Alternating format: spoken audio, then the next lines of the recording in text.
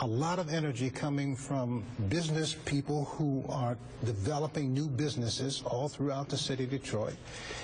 Thanks to the energy from Goldman Sachs, thanks to the business people who've never walked away from the city of Detroit, who continue to invest. And you see it's creating jobs. You see people like Dan Gilbert who are coming back and investing. They are buying low. They believe they're going to sell high, and it's great news. You know, Mike, we always talked about The Reckoning, David Habersham's book about Detroit. You know, we can look at this mayor or that mayor, this senator or that senator, this governor or that governor. The fact is, let's face it, there have been historic tides. It swept Detroit to the center of the universe from the first half of the 20th during the first half of the 20th century.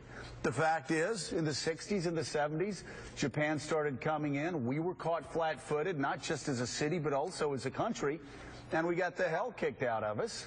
And those are just historic tides. So this isn't all just what's been happening in Detroit. A lot of this has to do with what's been happening across the world, globalization.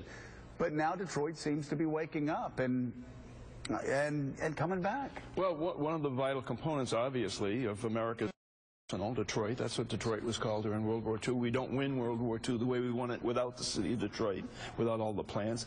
But Halberstam's book, The Reckoning, takes us back to the 1950s when General Motors executives and Ford executives were told about the coming wave of Japanese imports and what the potential it could do to the American automobile industry. They ignored it.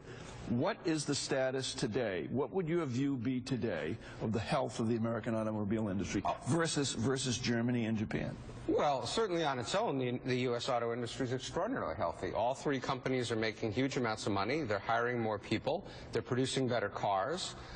It's a great success story, and it has to do really with the people of Detroit and the whole Midwest who pulled together, made some sacrifices, and decided they wanted to move these companies forward, and it worked to everybody.